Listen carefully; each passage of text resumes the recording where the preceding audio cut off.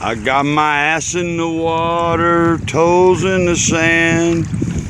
I can't believe how fucked up I am. I'm gonna get through this.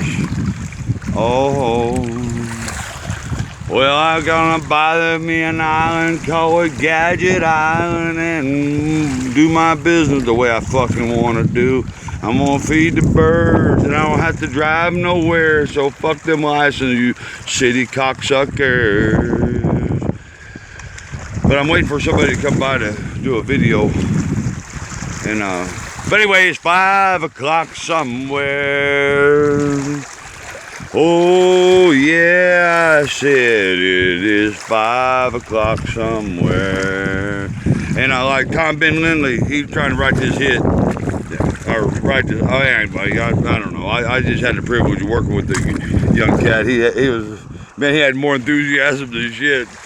That's what we go try to. Anyway, he said, I'm not far from the bottom of the bottom. Oh man, I forgot the lyric. You know, it was so long ago. That was back in whatever 1990, something like that. But man, that's a badass song. I want to record that. He tried too hard to be Willie Nelson though. He had a perfect fucking match to Willie Nelson's voice. Hopefully he came into his own. Hopefully he's doing good. He lost a sister through cancer and was going through a hard time, and you know, I had compassion for him. And you know, his parents came over to the house when Opie Hendrix, Steve Buchanan, you know, he did the drums and lead and stuff, and Ben Lindley did the acoustic and the vocal, and I was just trying to, that's the first thing out of the gate. I had an old Yamaha 8-track based on the cassette, the Yamaha XTR4 or whatever, but whenever that cocksucker Walter Amati decided to send me a letter saying I'm a transient living in a tent and my sole purpose in life was to be a fucking exotic dancer, that fucking floored me. I took all my fucking musical fucking shit and sold it. Went down to the local thing on Westheimer Street down there by the Galleria, and man, I had rack mount stuff, you know, crown headset mics, fucking crown guitar, what do you call it, the wireless setup, you know, the headset mic and the wireless for the guitar, and I had my PA, the old PV PA with wood on the side. I forgot what model that. Anyway, I had my amp set up, and man, I was ready to. I was networking with the guy that used to play with Freddie Fender in Branson. I mean, he was coming over teaching me a little bit about, I was just watching him play. Man, this cat. I'd play something, and I say, here, can you play this, man? He'd hit it, man. He's the most badass fucking guitar player I've seen. Made a real fucking impression on me. He told me the Nashville numbering system and this and that, and 145, the twos and this, and minors and the sevens, the sixes and the major, whatever. But anyway, his name, Aubrey Nash. And it was such a cool name. I'd like to have the last name Nash. And Aubrey, what a fucking badass name. Such a cool cat. He was having problems seeing his children. I put him on a bus. I put him on a, I'm going to turn this thing around. I think I fucking, but anyway, I put him on a bus to back to Nashville. Paid him a bus ticket. He wanted to take one of my favorite guitars. I said, no, I can't part with that. I ended up losing the motherfucker anyway in one of my storages. Family wouldn't back me up. But anyway, I should have gave it to Aubrey. He probably still had that motherfucker. It was a badass guitar. Conquer Bruno. Fucking badass. It's in a picture of my red shirt, man. He wanted to take that to Nashville. And I said, well, I'm going to hold on to that one. It got a little bit of personality to, fuck, I don't know how to work this fucking flip this thing. But anyway, so I said, hey, I'll tell you what, I'm going to put you on a bus. Buy your Greyhound ticket, take you downtown. When you get up there to Nashville, just go wherever you want, pick out whatever the fuck you want, and at whatever pawn shop you want, wherever you want to go, just you pick it out. And so he said, hey, I had this at that time I had a Telecaster copy of a Snow White Tele copy. I forgot what the brand name was, but Anyway, he got up there and he said, hey, I found me a Telly. He said, it's a kick-ass guitar. I said, oh, really? What's the brand? He said, yeah, that's the brand. Kick-ass. Fucking, hey, that's fucking kick-ass, motherfucker. And so I never heard from him after that. But I wish him well. I hope his family. I hope I did something good for his life. I tried to do that for Lightning Lynn 3 or 4 months ago, right off the bat. You know, I work shit out quick, man. I'm like the most quickest thinking motherfucker you'll find. Unless you talk to fucking Joey or fucking Terry James. They'll say I'm the stupidest motherfucker in the world, obviously. That's why we had a little dispute.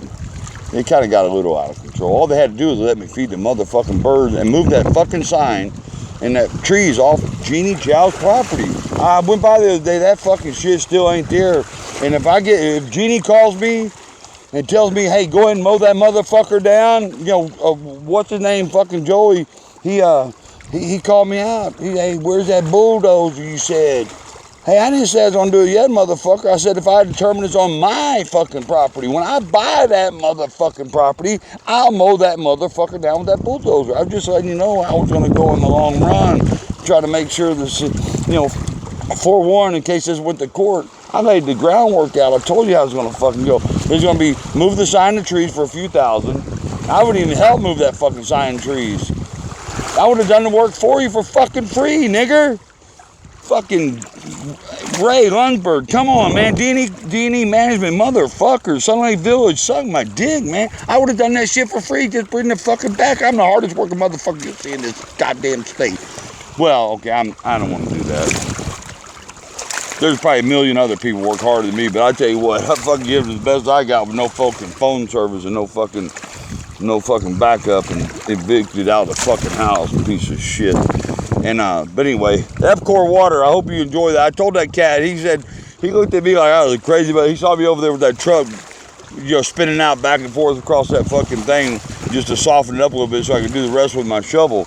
And I saw him kind of looking fucking bewildered, like I said, I went over there and that's a hard-working young man. He fucking looked like a redneck like me. I tell you this story, he's laughing his ass off. I said, hey, don't worry, I know what I'm doing right here. Just fucking, you know, stand back and watch the fucking fireworks. After I cleared that, I said, hey, now go ahead and use that fucking path y'all weren't able to use anymore. Tell your office fucking park. I said, and I told him, I said, every time you gotta, if you go on a, hold on, let me see how much more. Oh shit. Anyway, I said, yeah, if you had to go on a lunch break or something, you know, or you just pass by here and you want to, you know, chill out and, you know, do some paperwork or whatever, I said, park on top of that fucking driveway I just made. That's y'all's fucking driveway. When you look on the state trust land parcel map, it's actually, you know, there's trust land available for everybody to use wherever, if you got a permit or whatever. But then you can lease it. Well, if you look on there, there's a fucking lease number. Who leased that fucking property? For what reason? For what reason did they lease it? Maybe it's for access to that fucking water tower back in the day. You know, so I was on a lease property that somebody's paying for from him paying a lease on the state trust land specifically for a right-of-way. And it shows, if you look at the map, on the fucking state trust land map, and you click on right-of-ways, it highlights it red around that little spot where I put the driveway. You know, fuck, I mean, somebody went to the effort to make sure they had access to that water tower. And that water tower needs to feed a lot of people over there. They're trying to develop and everything. They need to expand. And I told Jeannie, I said, hey, well, I didn't tell her. In my mind, I was telling her that, you know, I was trying to get with the new owner there, Blondie's, Jesse. I said, hey, you know, this is a fucking dynamite fucking deal right here. You know, buy this property, sublease, long-term, whatever, or section off, subdivide, let the water tower do their expansion. If they wanted to just lease with no commitment on buying or whatever, you got a fucking lifetime contract for the rest of your fucking life. And then whatever is left, I mean, I don't know how much we'll need to expand, but the rest of your, you know, but if they want to buy an area, I was going to sell that piece behind Terry James' house and behind Valdez's house, Susie Valdez. I told the bitch. Anyway, they wanted to bitch at me. I said, well, fuck, I'm gonna set it up where that water tower. They're gonna do their expansion right in back of your motherfucking houses, and then within that expansion, or some area in there, I was gonna put like, you know, cables or something where I could, trolleys or something where I could have bird feeders and shit all across the back of that motherfucker. That way every pigeon in the fucking state will come over and shit on the back of them 2 fucking houses. That's gonna diminish the property value of them houses down to about probably a couple $100,000 each. Fuck with me, I know how to fucking rock and roll shit. Hey, Scarface, Tony Montana, man, you taught me some shit. You were my fucking, you know, I watched Liar Liar for my legal advice, and I watched Scarface about how to set up a fucking corporation. But the only problem with Scarface, he didn't listen to his boss. When he tried to take over, his boss clearly said, "Hey, Tony, man, you can't be making all this fucking being all flashy by your mink coat and all this shit, and your big fucking acting all arrogant and shit. You gotta lay low, bro." If he would have took his boss's advice when he fucking took over the corporation, he would have still been fucking in business today. He would have got his ass fucking shot. Hey, say hello to my little friend. His little friend was his fucking arrogance, like his fucking neighbors. Say hello to my... Oh, by the way, Joey Parmley, you said something about Brokeback Mountain, motherfucker. You want to see... Yeah, you want to say hello to my little friend? Oh, but I put this little skirt on because I was gonna do a video. That's why I got this all choreographed. I sent him a few. I said, go watch Aviator, watch Rambo, watch Phone Booth, Liar Liar. Fuck, I forgot which one. I think I sent him like 5. And he sent me back a text and said, "Hey, I got one for you. Why don't you watch Brokeback Mountain?" So when in your honor, Joey, and everybody you blew around there, and everybody that's doing you and sticking up your ass, you know, this is for all y'all. Y'all don't know what kind of menage a trois shit you and Susie Valdez was doing over there, but man, that shit got fucking gross, bro. You should have kept that shit alone. That shit, fucking drugs and fucking smoking fucking pot and shit. That fucking, you know, that's one thing, you know, we're gonna have recreational, but you know, not fucking recreational, fucking hardcore fucking porn shit and fucking inviting me over and wanting to suck my dick. That's why you sent me that, you know, I ain't going down. Yeah, I ain't want to go down. You want to do some kind of porn flick, some bullshit. I ain't into that underground fucking shit. I like that Wheeler Walker shit. You know, he's funny. He's funny as hell. And he's clever. He's funny. You know, but this is a song he wrote for you. Oh, I sucked another dick last night. Remember now, I'm not singing this. This is going out to Joey. Joey, picture me being Joey, okay? This is... I can't say it was wrong or right. The first few I blew, I could blame it on the booze. But now it's just something I do. Don't get, honey, don't get uptight. I didn't cheat on you, but I did suck another dick last night. And if you had one too, I would do you. But since you don't, I will do whoever. And I sucked another dick last night, and he tried to frame me, and he wanted me to suck his dick. Fuck you, Joey. Suck my fucking dick. Hey, speaking of which, how many of them judges were you sucking dick over there, you and Susie? Fucking, I don't know. I'm not going to say any other names, but there's another key name in there that keeps getting brought up, but I'm not going to even mention her. I think I proved my motherfucking point.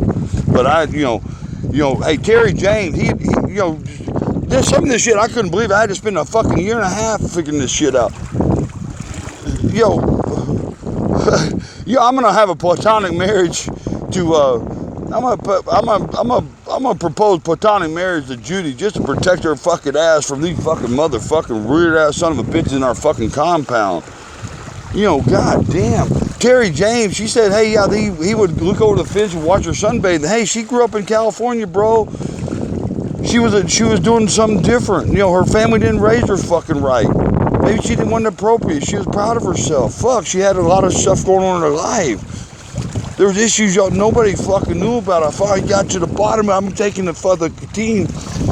Motherfuckers, man, you're looking over the fucking fence and telling your friends, hey, look, she's out there sunbathing. And you perverted motherfucker, I told Roger I need to build that fucking wall higher. You got a fucking camera over the fucking thing so you take fucking videos, you perverted. Well, if you would have divorced that fucking Susan James and got you something worth fucking, you wouldn't have been looking over the motherfucking fence. You weren't proud enough of that whore, you go down to the fucking Walmart and do the shopping your goddamn self, leave that bitch there.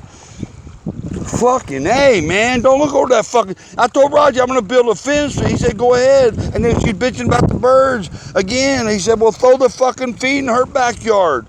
I said, okay, I'll do it. And I said, well, fuck, I don't want to fucking do that yet. I want to lure them out a little bit more.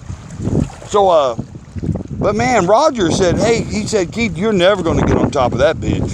I said, I'll tell you what, Roger, give me a little time. I hope I got on top of that bitch now, that fucking cunt. Fucking that motherfucking Terry James. Fucking, you know, I tell you what, Terry, really, go get you a fucking nice looking woman, you know, that you can be proud of. You know, put your arm around her, treat her dinner, you know, treat her with respect. Piece of fucking shit. You came out and said, when I was digging that driveway, you came out all pissed off, and you even went back and got back up. Fucking Otis Marlowe and shit. Fucking motherfucker. Hey, you know, Otis Marlowe later, he told me, I asked him twice, he said he was in court. You weren't either. You sent a crony in there, bald-headed crony motherfucker. And whenever the judge said, who announced who's here, he said Otis. And I asked Otis, he come to confront me at the house. I asked him, I said, were you in court the other day? He said, yeah. Oh, I didn't know that. And then I asked him again. Oh, I didn't know that. Well, fuck the COVID virus, they only let 3 fucking people in there. I knew who fucking Otis was, fucking lying motherfucker. That guy, bald-headed motherfucker, lied to that fucking judge. He came in as a victim or a witness. All that motherfucker was a fucking crony trying to run counter surveillance on my fucking ass. That's why the second time we went around there, I told him, whenever I saw them, there's like 3, 4, or 5 people come in, and when I announced that I wasn't going to accept that plea, the DA went and said, hey, the visitors or whatever, the witnesses, get out of the courtroom. And that one cat with the bald head thought he was a slick motherfucker. He stayed back. And I jumped up, I interrupted the court. I told my attorney, and he got frustrated with me. I said, fuck, I told you this shit ain't right. This shit ain't right. Anyway, so he went back there and he went back, finally told the DA, I was going to grab that motherfucking DA my goddamn self, drag him in that motherfucking courtroom. And anyway, he went and told the DA, and the DA went over there and told that bald-headed guy, said, hey, you need to come out. He said, oh, I'm not involved in that case. Well, motherfucker, stupid motherfucker, if the only witnesses are involved in that fucking thing, in that courtroom about cases, if you weren't involved with nothing, why'd you walk in with the other 4 motherfuckers and then say I wasn't, oh, I'm not with him? Well, then why in the fuck are you in there anyway? You fucking, you're breaking the goddamn rules of the fucking county court, motherfucker. The justice court, you should have stayed your fucking ass at home. Bitch, you think I didn't know the fucking difference, what the fuck was going on? I've been running the fucking shit. I got fucking video cameras and shit. I got fucking recordings of shit. People, you know, they got what these things are called, Wi-Fi cameras. They kind of like send signals to other places. You know, that's why I went around to take pictures of all the fucking cars that night. Because I was taking pictures of all them cars that night to let my crew know who to fucking, you know, put surveillance and GPS and shit on. Fuck. I mean, fucking cameras and shit. I mean, fucking A, bro. And then the audacity of the fucking, like I said, the state trooper and ready to come out there and shotguns unloaded and the neighbors are over there. Terry James videotaped me. Joey Parmley's across the street flipping off Judy. Judy's telling him fuck you, and then the police turned around and like she said it to him, and she said no, that motherfucker over there is flipping him off, and then so all this time it was a shit show, you know, and Terry James got it all on video. That's what I'm saying. So anyway, they got all this shit on video,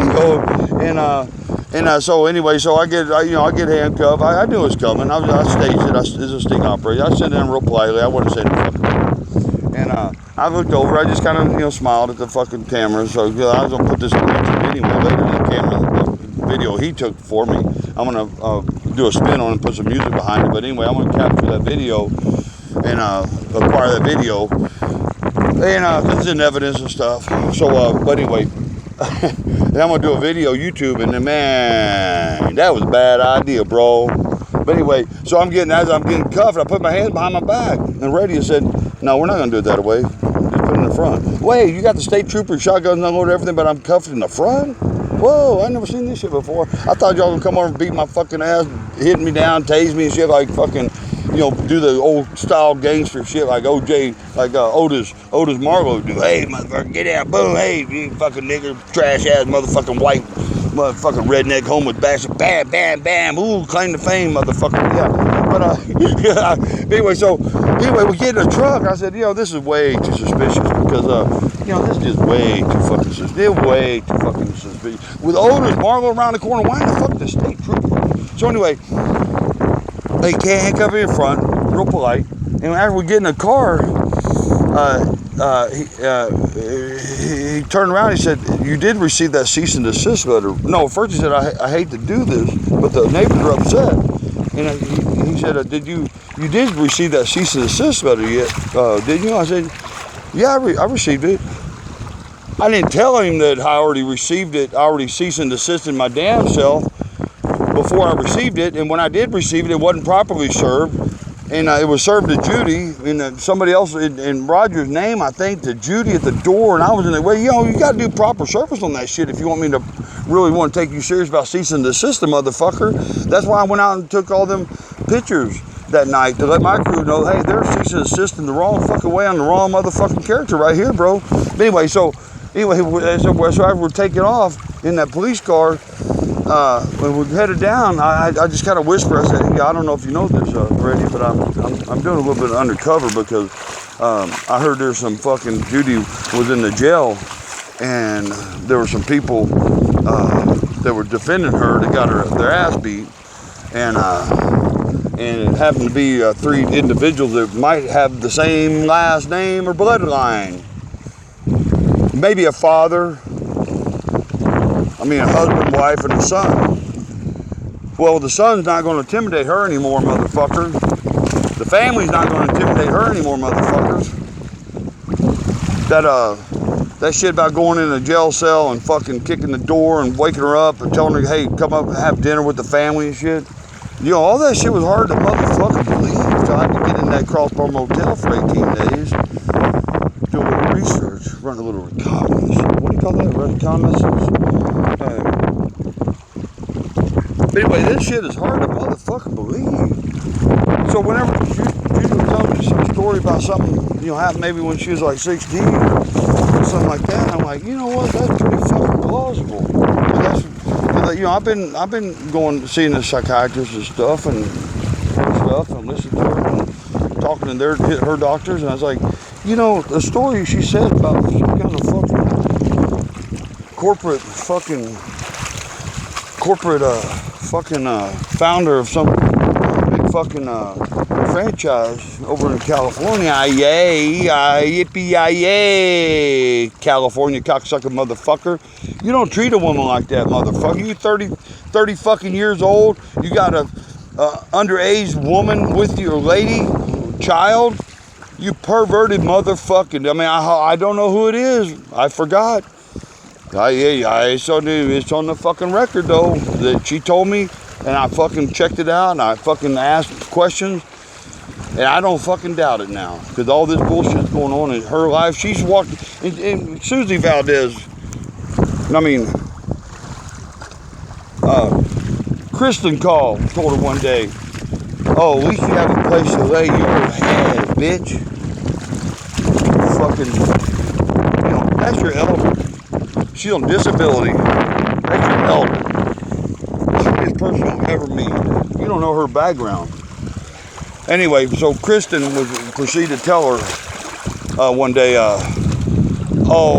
having all this fame and fortune money isn't all what it's cracked up to. It's a lot of work. If it's that much fucking work, get rid of it and house a motherfucking homeless bitch and then fucking get a fucking part-time job and help your husband out a little bit instead of running your motherfucking mouth. You know what I'm saying? Shit. There's more than one way to skin a motherfucking cat. Anyway, so Judy told me, would proceed to tell me that that she had told Christy that, Christy, I walked away from more times than you'll ever see in your life. You know, I fucking believe it. And I tried to get, I didn't want to get with the brothers, Steve and Tim Feasters, and Randy Cabanut. I tell you what, Cabanut may not have been Cabanut without that nut that you fucking made fun of in court, and had her brother team up and fucking make fun of her for walking away. You know, sometimes if you had something in your past that was painful in a childhood and stuff, you're not confused, you know, you have to walk away from stuff. Randy, maybe she had to walk away from your fucking ass and her two brothers to get her own fucking life together, you know? Maybe she didn't have me to help her fucking get it straight. But I tell you what, I got this shit figured the fuck out. And that fucking airplane, I'm gonna own that fucking, whatever franchise is, I'm gonna level that motherfucking, you know, you see what's going on right here. I mean, this is just I ain't even finished here yet. They still ain't moved that fucking sign off that fucking property yet. I fixed to do a YouTube video and do a worldwide boycott against a particular company. A worldwide boycott. And I was setting the stage when I was asking everybody for $20 to pay my phone bill. I was setting the stage. So I'm gonna announce a statewide boycott of a corporation that has several sister companies. But anyway, you know, Joey